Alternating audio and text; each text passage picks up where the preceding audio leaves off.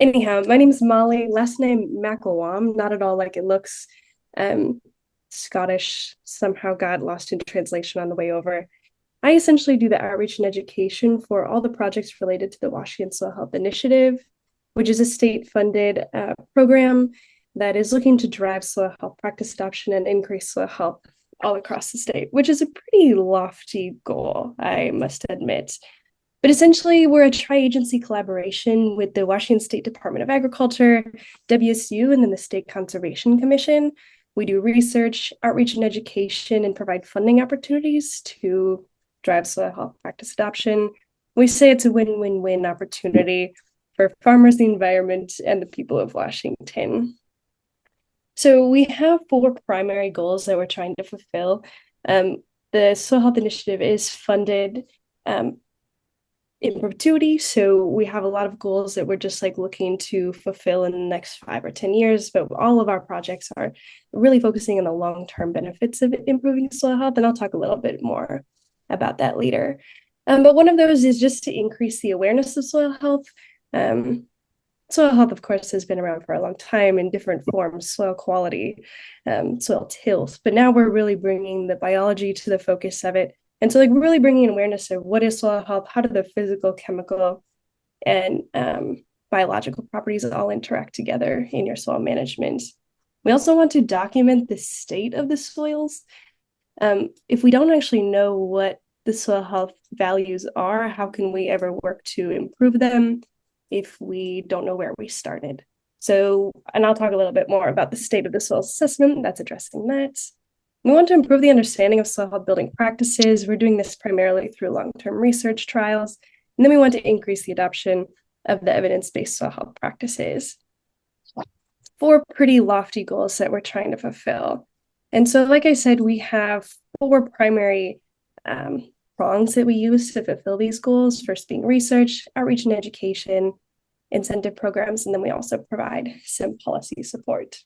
So I am going to kind of cruise through this because we have quite a few projects that I just want to give you a little bit brief awareness of. So I'm going to kind of cruise through. There's going to be QR codes on the slides. You can go ahead and scan those with the camera app on your phone. It'll open up our webpage. But if there isn't a QR code, you can visit wasoilhealth.org. All of the information that I'm going to talk about somewhere on that website has a webpage so you can learn more. Anyhow, okay, let's roll. So the first thing that we did before I was even a part of it was they brought together experts in all the different focus areas, brought together experts in all the different agroecological regions across Washington state to map out how we can increase and sustain soil health. So this was through interviews, focus groups, mailing lists, and through surveys to figure out what were the challenges and what are the barriers to adopting soil health practices and what different agencies or programs can do to help support, provide evidence if needed, or otherwise just provide funding support to make some of those practices a little more reachable for producers. So we had 9 different focus areas across the state. We grouped them out into each different chapter. So the dryland region has this dryland agriculture in Eastern Washington chapter. You can read all about it. We're actually working on updating the roadmap in the next couple of years to see where have we gone. This was published in 2021. There's been a lot of progress since then, and we want to see where that has been. So we're kind of in the progress of doing that as well. So it's an ongoing process. This is just our guiding document for the moment. A few things that we found or they found in the roadmap was there's a need for quick, cost-effective methods to assess soil health. Soil health testing is kind of, we're as soil scientists are still trying to figure out what exactly are the best metrics to measure, and are the metrics that we're measuring even measuring the thing we think they are. There's a lot of stuff going on in the soil science community around that. We're hoping to help distill that into usable information for folks. How can we translate soil health knowledge into practical management decisions? There's a big gap there, still working on that. How can we acknowledge differences in soil health? What might work in dryland regions isn't going to work in Western Washington all the time. So how can we provide the necessary context and nuance there? A better understanding of soil biology, there's a lot we don't know there. And then resources for growers to experiment and try practices on their land. So those are things we heard from all the different focus groups, interviews, surveys, and the roadmap, and is guiding what we're going to be doing and what I'll be talking about for the rest of the presentation. So one of the first things that we also started was the state of the soils assessment, which is essentially to develop a baseline so that we are able to track soil health over time and also build capacity in the folks that are actually providing that technical assistance out on the ground. So working with local conservation districts and county governments, we conducted the soil health assessment, which is now over 1,000 soil samples. 1,000 soil samples have been collected in over 60 different crops, which is a pretty big feat. And there's going to be, we're working on compiling that data. There's actually a really great map on the WashU website that tells you where each of the soil samples were taken. This is from last year, so 974 samples. That's not, we have more than that. But you can see where the soil samples were taken, all the different cropping systems. This is going to be really critical for us to be able to track soil health over time. Along with each of these soil samples was also a management survey, 5-year management survey. So we also have data on how that soil was managed, and we might be able to draw some conclusions about what management practices are working across crop types, across regions. So state of the soils assessment has now been completed, but there are plans in the future to continue and supplement programs similar to this. The next is our network of long-term agroecological research sites. We call these LTARs. This is the most densely populated network of long-term research sites in the country. There's 6 now in Washington state that we've established. The one that you're looking at right now is the first one that was established. It was actually in the legislative language that we needed to get this one established right away. This one's in Mount Vernon. They're looking at Northwestern Washington potato-based cropping systems. Potatoes are a pretty intensive crop to grow. There's inherent tillage in just the way potatoes grow. How can we improve soil health in the non-potato years? How can we build the soil health in other areas without having to try to figure out how do we grow a potato in a no-till system? That might not be the easiest question to answer. So that was the first research site that we have established. Then these are the other 5 sites, in total 6 sites that we have across the state. We have one in Wenatchee focused on tree fruit, diversified organic systems in Puyallup, wine grape systems with Cabernet and Chardonnay grapes in Central and Prosser. And then the newest one to come on board is the irrigated potato systems in Othello, and one that I'm going to talk about a little bit more because it might be relevant to you, the dryland cropping systems with livestock LTAR. Across all the sites, as you can imagine, they're pretty diverse because there are different crops, different regions, different types of stakeholders and economics for those cropping systems. But we do have a few things that we're looking at across the board. We want to be able to make some conclusions about soil health statewide. And so by using some of the same practices across all of the sites, we'll be able to do that. So each of the sites are evaluating cover crops and organic matter additions. Some are doing reduced tillage, all are doing leaving plant residue, and then some are integrating livestock, either sheep or cattle. This will be really critical for us in the long term, trying to distill long-term soil health information that might be more applicable than just like one niche cropping system. But something that you might find interesting is a dryland cropping systems livestock, or a dryland cropping system site with livestock. This is in Davenport, Washington at the WSU Wilkie Farm. They've had their first cropping system. So it's a 3-year cropping system rotation, and it's investigating livestock intensification in dryland cropping systems. So in our control system, or business as usual, we just have winter wheat, fallow, and then the spring cereal crop. Whereas in the livestock intensification system, we're bringing in grazing to graze off the stubble, and then also the multifunctional. Some might call that a cover crop. We're calling it a multifunctional crop because there is a little bit of debate about the semantics of what a cover crop might exactly be. So the cover crop was growing in September 10th of 2023, and I'm just going to tease you a little bit with some photos and information about the LTAR site because there's an opportunity to learn a lot more about it in a couple months.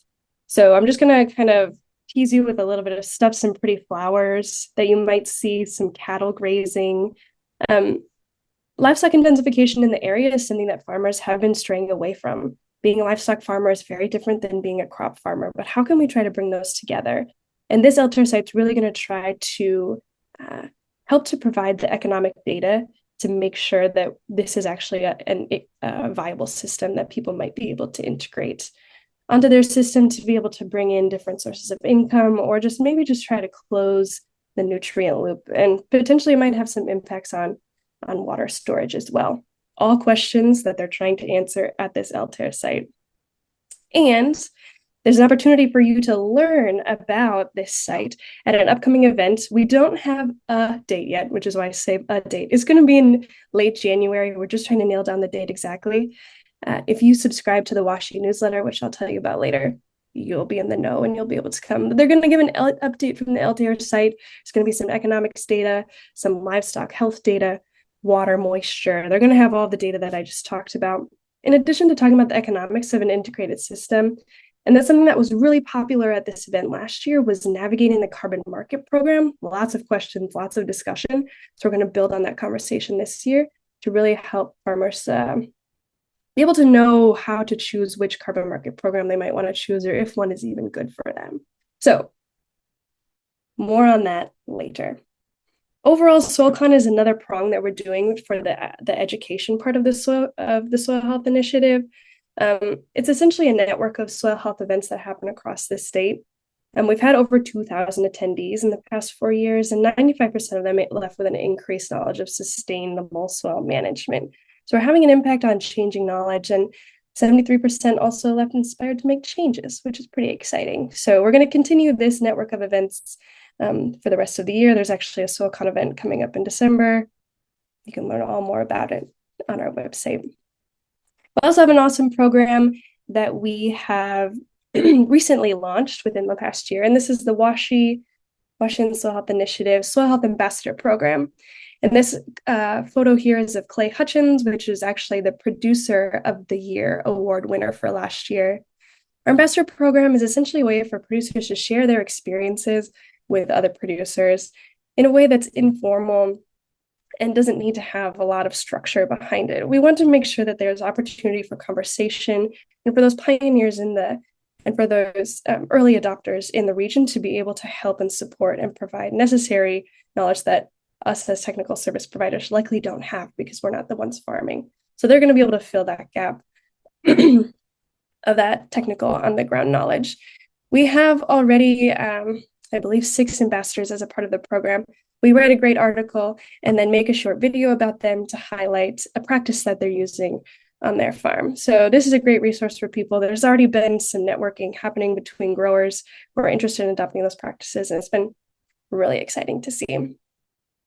We also have the Sustainable Farms and Fields program, which is administered by the State Conservation Commission. This is an incentive program to drive the adoption of greenhouse gas reducing practices. And so we support this as a prong of our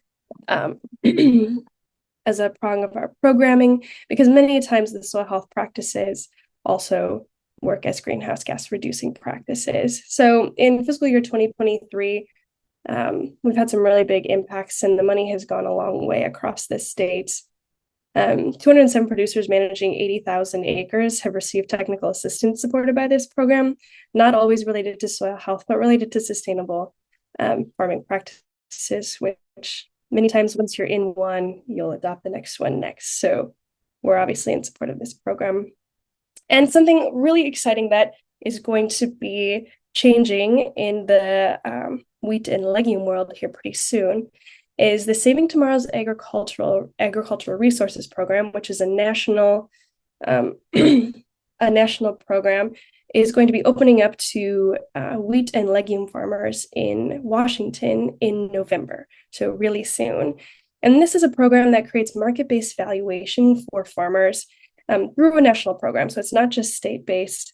It will be able to give you national recognition across the country. And essentially what it is farmers fill out a form where they say, like, these are the practices that I do. Then based on what practices they do, they get a star rating. So even a 1-star rating is actually great. It's kind of hard to think about this in the terms of like Yelp reviews, right? Because like, I don't go to any restaurant that's less than 4 stars, right? But in this context, 1 star is still great. 5 stars is like, you're blowing us out of the water. Anyhow, This star rating system can then be connected eventually to different consumer-based programs where the food companies that are buying the food are able to are encouraged to then pay more for food that is produced on land that has a greater star rating. So there's a lot in the works right now because this is a national program that's getting lifted off the ground. We're at the very beginning of it, and that's really exciting. So stay tuned for that. There's also going to be technical support provided through the STAR program, help creating conservation innovation plans. More information about that on our website, as well as along with enrollment information. And finally, we just have the WashU website, which is a great resource hub. We have guides for how to take soil samples. We have videos, and extension publications. And we also have a great network of all the financial and equipment resources that you might be looking for. You can filter by county or by equipment that you might be looking for to see if there might be a cost share program that you might be able to utilize in your cropping system. So check out the website there. Okay, so I know I cruised through that, and I would love to be able to take some questions about that, about all the programs that we covered. But this QR code will take you to our newsletter, and that is the number one way that you can stay up to date with what we're doing. It's only a quarterly newsletter. We won't spam your inbox, but especially if you want to know about the STAR program enrollment coming in November, make sure that you subscribe to our newsletter there to make sure you can get in on that.